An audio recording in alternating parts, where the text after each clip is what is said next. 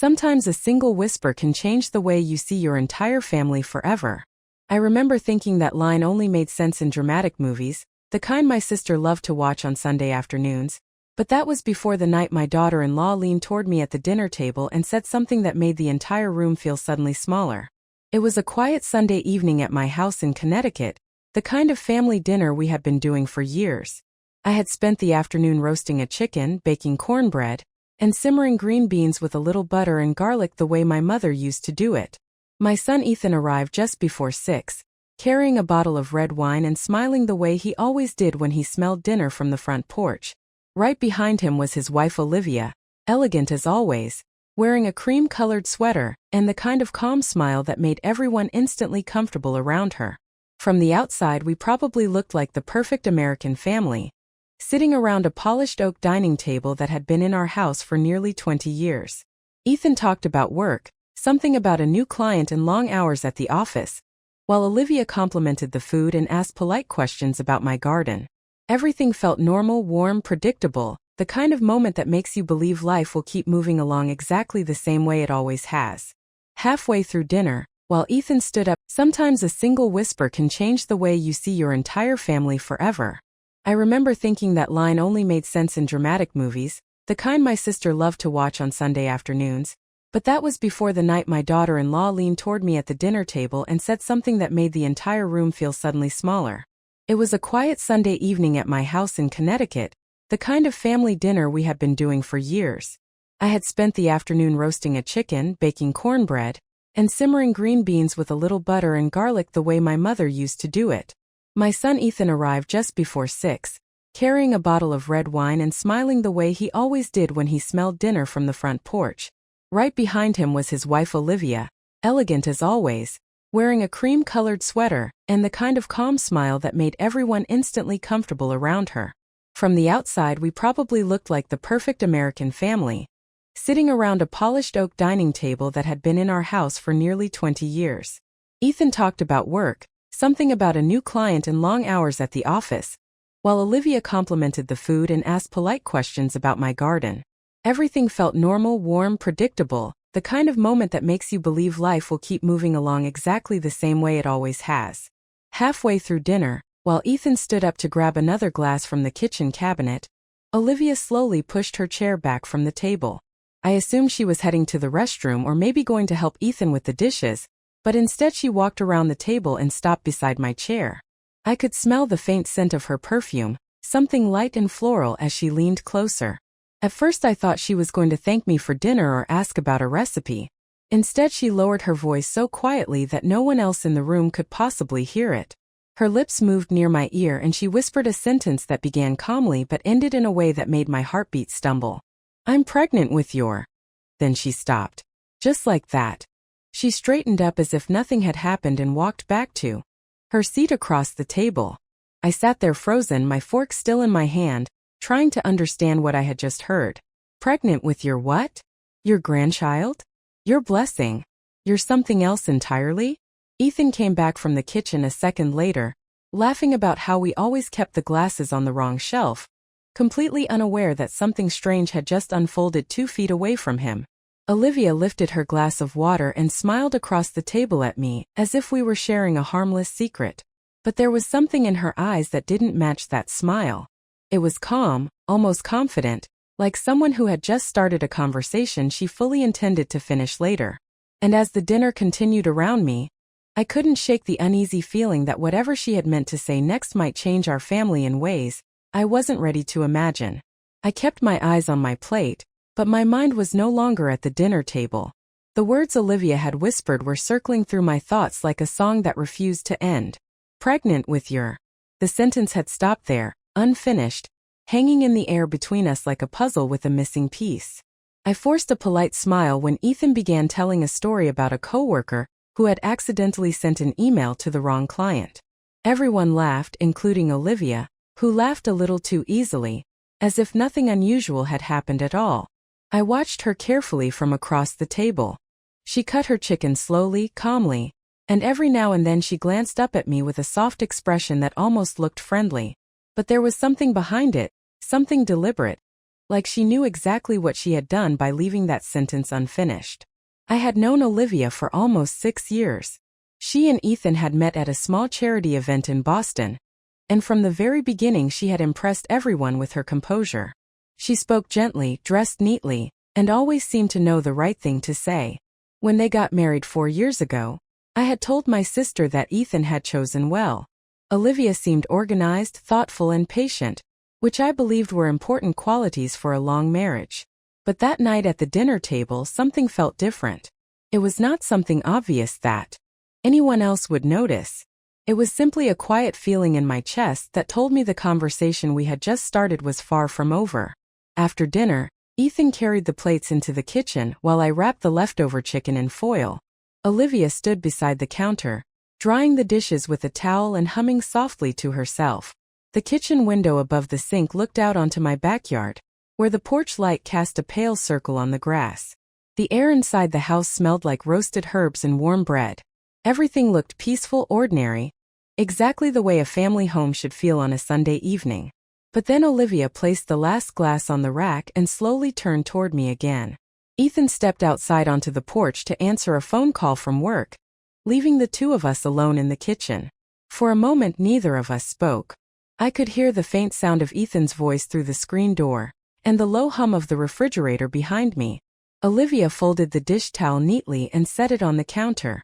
Then she looked at me with the same calm expression she had worn all evening. "You have been thinking about what I said," she said quietly. It was not a question. It was a statement spoken with complete certainty. I did not answer right away. I simply met her gaze and waited. She leaned lightly against the kitchen counter, crossing her arms as if we were about to discuss something perfectly ordinary. "I stopped my sentence earlier," she continued, her voice still gentle, "because the table was not the right place to finish it." My heart began to beat a little faster, though I tried not to show it. She tilted her head slightly, studying my reaction with surprising patience. "But do not worry," she added with a small smile that did not quite reach her eyes. "You will understand the rest very soon." I watched Olivia carefully, trying to understand the quiet confidence in her voice, and for a moment I wondered if I had misunderstood everything she said earlier. Perhaps she meant something simple, something ordinary, like announcing a pregnancy in a dramatic way. Families sometimes did that. People like surprises. But the way she had whispered those words, the way she had stopped halfway through the sentence, and the way she was now looking at me made it feel less like a joyful surprise and more like a message that had been carefully planned. I cleared my throat and kept my voice calm. "Olivia," I said gently, "if you have something to tell me, you should probably say it clearly." She smiled again, but this time the smile carried a trace of amusement, as if she had expected that response. She walked slowly toward the window above the sink and looked out at the dark backyard for a few seconds before speaking again. "You have always been very direct," she said softly. "Ethan told me that about you when we first started dating." I folded the dish towel in my hands even though it was already folded. My patience was thinning, but I reminded myself that reacting too quickly would not help me understand what was really happening. "And you have always been very composed," I replied. "But you also know that unfinished sentences make people curious." She turned back toward me and leaned lightly against the counter again, her arms resting beside her. "Yes," she said. "Curiosity is powerful." For a moment she seemed to be studying my face as if she were measuring my reaction. Then she spoke again, this time more slowly. "I am pregnant." The words were simple and calm, but they landed with weight. I felt a small wave of surprise move through me. Ethan and Olivia had never mentioned trying for a child, though they had been married for several years. A grandchild was something I had quietly hoped for but never pressured them about. "Well," I said after a second, allowing a small smile to appear. "That is certainly big news." Olivia nodded slightly, but her expression did not change the way most people's expressions do when they share happy news. There was no excitement, no nervous laughter, no warmth. Instead there was only that same steady composure. "Yes," she said again. "It is big news." I waited, expecting her to finish the sentence she had started earlier at the table, but she remained silent for a few seconds. The quiet in the kitchen stretched long enough that I could hear the ticking of the small clock on the wall near the pantry. Finally I spoke again. You said something earlier. I reminded her carefully. You said you were pregnant with my. I stopped there, repeating the exact place where she had paused before. Olivia's eyes softened slightly, but the calm confidence remained. I know what I said, she replied. At that moment the screen door opened and Ethan stepped back into the kitchen, sliding his phone into his pocket. Sorry about that, he said cheerfully. Work never seems to sleep. He looked between the two of us, noticing the quiet tension but not understanding it. What did I miss? Olivia glanced at him and then back at me, and for a brief moment the corner of her mouth lifted again. Nothing yet, she said gently. But we are about to talk about something very important. I felt the air in the kitchen shift the moment Ethan stepped back inside. He walked toward the counter with the easy confidence of someone who believed the evening was still ordinary, completely unaware that the conversation waiting for him might change how he saw his own home. He opened the refrigerator, took out a bottle of sparkling water, and poured himself a glass. You both look serious, he said with a small laugh. Did I interrupt a secret meeting? Olivia looked at him calmly. Not exactly, she replied. But there is something we should talk about. Ethan leaned back against the counter beside her and glanced between us with curiosity. All right, he said. You have my attention. I watched Olivia carefully, waiting to see how she would continue the sentence she had started earlier. For a moment she seemed to be choosing her words with great care. Then she placed both hands lightly on the edge of the counter and spoke in the same gentle voice she had used all evening. Ethan, your mother and I were just discussing the baby. Ethan blinked once, surprised. The baby, he repeated. Olivia nodded. Yes, she said. I am pregnant. For a second Ethan simply stared at her as if his mind needed time to catch up with the words. Then his face brightened in a way that filled the room with warmth. Wait, he said, laughing softly. Are you serious? Olivia nodded again. Ethan ran a hand through his hair and looked between the two of us, clearly overwhelmed in the best possible way.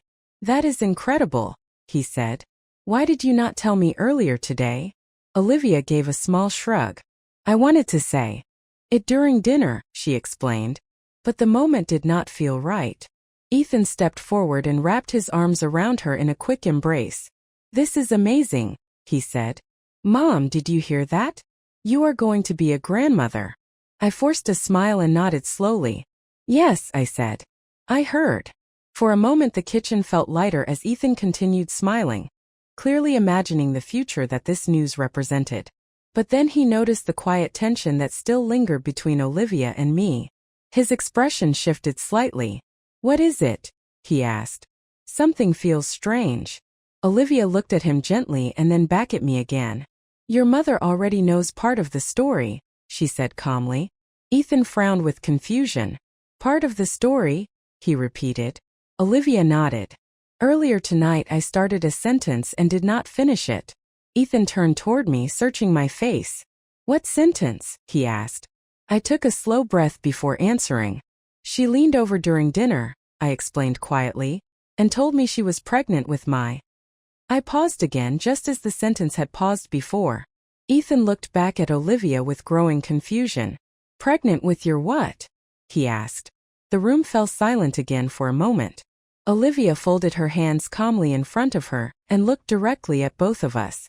There was no nervousness in her voice when she spoke again, only that same composed certainty. That, she said softly, is the part we still need to talk about. I felt Ethan's excitement slowly fade as the silence stretched across the kitchen. The joy that had filled his voice only a minute earlier was now replaced with confusion. He looked from Olivia to me and then back again, trying to understand why something that should have been simple and happy suddenly felt complicated. Olivia, he said carefully. What exactly are you talking about? Olivia remained calm, almost unusually calm for someone sharing news like this. She pulled out one of the kitchen chairs and sat down slowly, folding her hands together on the table. The overhead light cast a soft glow across the wooden surface, and for a moment the room felt smaller than it had all evening. Ethan stayed standing near the counter, his eyes fixed on her face.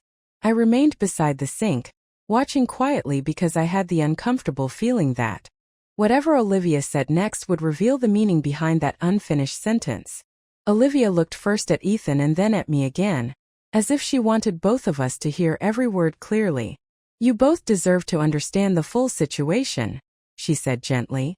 But before I explain, I need you to stay calm and listen to everything. Ethan frowned slightly. You are starting to scare me, he admitted. You just told me we are having a baby. That should not sound like a warning. Olivia nodded slowly. I know, she replied. And the baby is real. I took 2 tests this morning. Ethan rubbed his forehead, trying to organize his thoughts. Then why does this feel like a mystery? He asked. Olivia glanced toward me again, and I noticed the faintest hint of tension finally appear in her posture. It was subtle, but it was the first time all evening she did not look completely in control. Because, she said carefully, the way this pregnancy happened might not be what either of you expects. Ethan's expression shifted again, this time showing genuine concern. What does that mean? He asked. Olivia took a slow breath before continuing. You remember 3 months ago, she said to Ethan, when we started talking about how busy our lives had become and how difficult it might be to start a family the usual way. Ethan nodded slowly. We talked about planning for the future, he said. But we did not make any decisions yet. Olivia nodded again. That is true, she said. But I began looking into other possibilities. Medical options.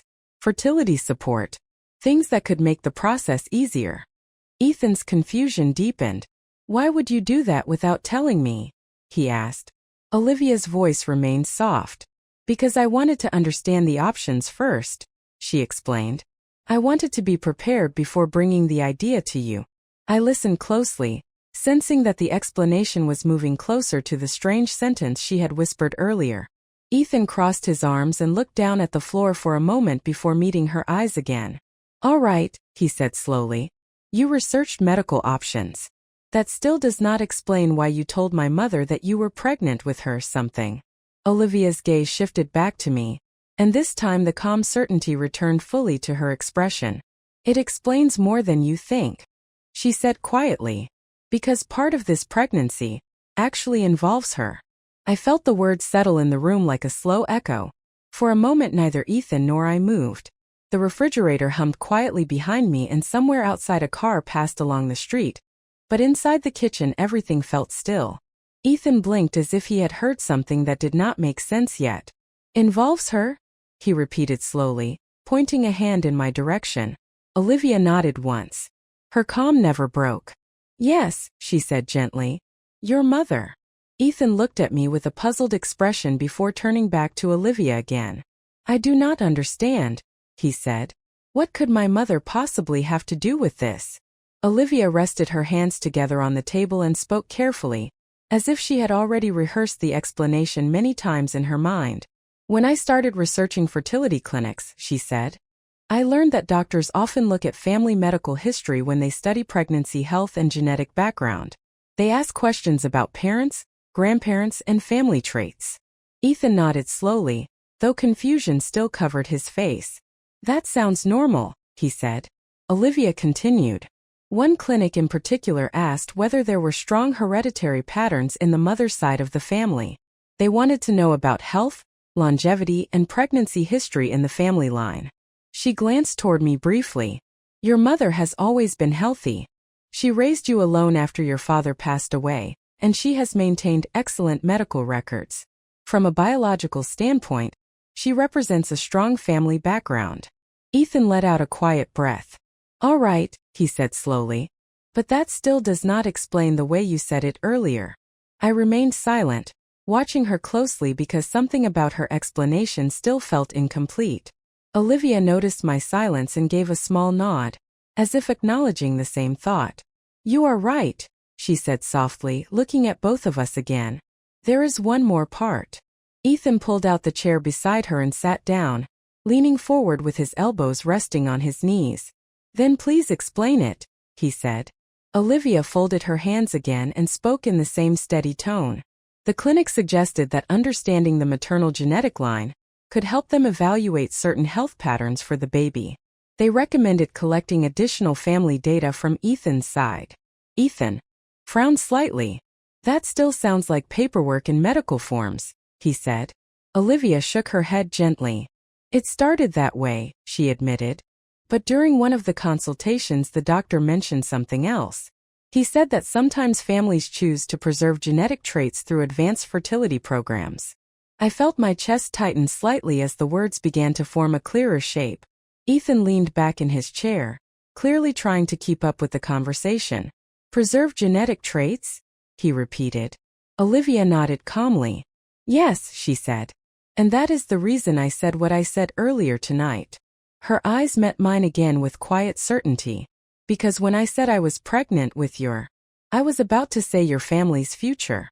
The words lingered in the air after Olivia spoke them, and for a moment no one moved.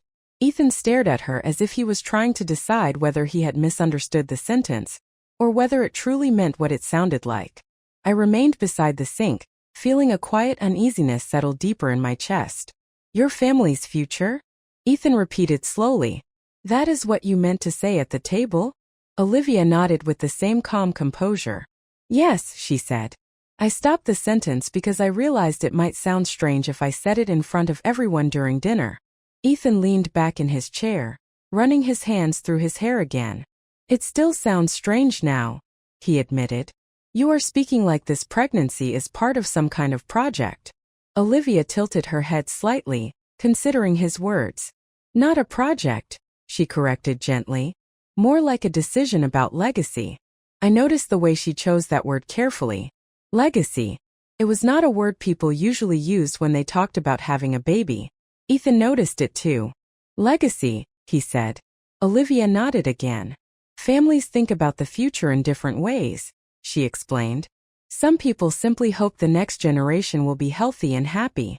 Others think more carefully about how family history continues. Ethan looked at me briefly, clearly unsure how to react. Mom, he said quietly.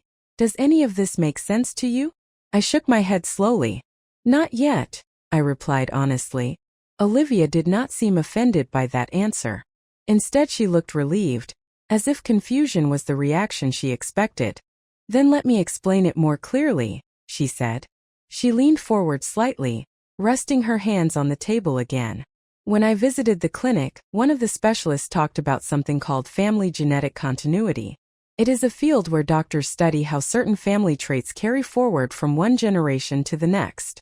Ethan frowned again. You mean like eye color or health conditions? Olivia nodded.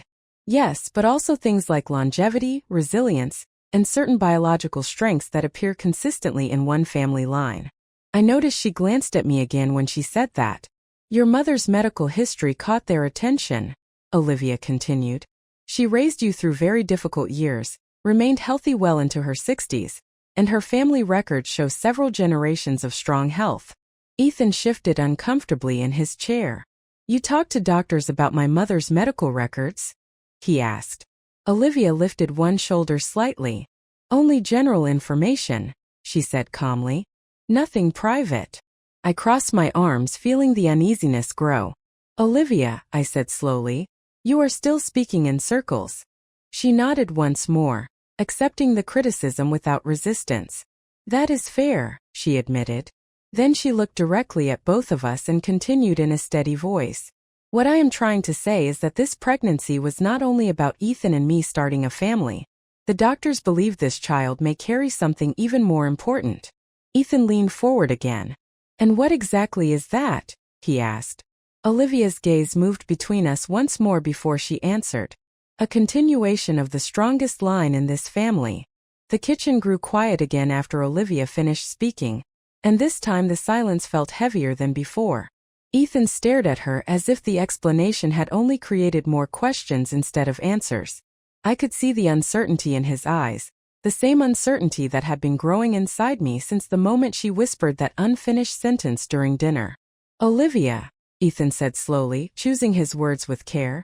I still do not understand why you are talking about my mother like she is part of a medical study. Olivia remained calm, but this time she took a slightly deeper breath before answering. Because the doctors were not only interested in our future child, she said. They were interested in the family pattern that created Ethan in the first place. Ethan leaned back in his chair again, clearly struggling to follow her reasoning. That sounds like an interesting scientific conversation, he admitted. But it still does not explain why you spoke to my mother the way you did. Olivia looked toward me once more, and for the first time her voice softened slightly. Because she needed to hear it first, she said. I felt my eyebrows lift slightly at that answer. Why would I need to hear it first? I asked. Olivia rested her hands gently on the table again. Because you are the foundation of this family line, she explained. Everything the doctors discussed began with you. Ethan let out a small breath of disbelief. That is a very dramatic way to describe my mother, he said. Olivia shook her head. It is not drama, she replied calmly. It is biology. I crossed my arms slowly, trying to remain patient even though the conversation was beginning to feel strangely uncomfortable. Olivia, I said, you keep referring to doctors and specialists, but Ethan just told you that the two of you had not even decided to start a family yet. So why did you move forward with all of this research? Olivia met my gaze steadily. Because I wanted to be certain about something before I talked to Ethan, she answered. Ethan frowned again. Certain about what? He asked. Olivia hesitated for a brief moment, as if weighing whether the next part should be said directly. Then she spoke again with the same quiet certainty she had carried all evening. The doctors explained that some families carry exceptionally stable genetic patterns across generations. When that happens, the next child in the line often inherits those strengths very clearly. Ethan rubbed his temples, clearly overwhelmed by the complexity of the explanation. All right, he said slowly. But families everywhere have health histories. Why is ours suddenly so special? Olivia's eyes moved briefly toward me again before returning to him. Because your mother's family history shows an unusually strong pattern of longevity and resilience, she said. The clinic believes the next generation may inherit those same advantages. Ethan exhaled slowly. So you are telling me that our child might be healthy because of family genetics, he said. Olivia nodded gently. Yes, she replied. Then she paused before adding the final thought that had clearly been waiting behind everything she had said so far. And that is why I told your mother earlier that I am pregnant with something that belongs to her family as much as it belongs to us. I looked at Olivia for several seconds after she finished speaking, trying to decide whether what she said was meant to comfort us or to impress us. The way she described the pregnancy sounded less like a family moment and more like a presentation from a medical conference. Ethan seemed to feel the same confusion because he leaned forward again and rested his hands on the table, staring at her carefully. Olivia, he said quietly, I think you are overcomplicating something that should be simple. We are having a child. That is enough. Olivia listened without interrupting, but the calm certainty in her expression did not disappear. It is simple in one way, she agreed. But it is also important in a deeper way. Ethan shook his head slowly. I do not think about my family like a scientific case study, he replied. My mother raised me, and now we are starting our own family. That is the only meaning it needs. I watched Olivia closely as Ethan spoke. For the first time that evening she seemed to pause longer before responding, as if she was realizing that her explanation had created distance instead of understanding. She glanced toward me again and then lowered her voice slightly. Perhaps I explained it poorly, she admitted. I remained quiet, but I felt the tension in the room slowly shift. Ethan looked relieved to hear her soften her tone. Then try again, he said gently. Olivia nodded and folded her hands together. What I meant, she began more carefully, is that this child represents a continuation of everything that came before. Your mother built the life that allowed you to become the person you are today. Without her strength, none of this would exist. Ethan glanced toward me briefly, and I could see appreciation in his eyes. That part one understand, he said. Olivia continued. When I spoke with the doctors, they kept emphasizing how rare it is to see such a stable family health history. They said it was something to be proud of, not something to treat casually. Ethan sighed quietly.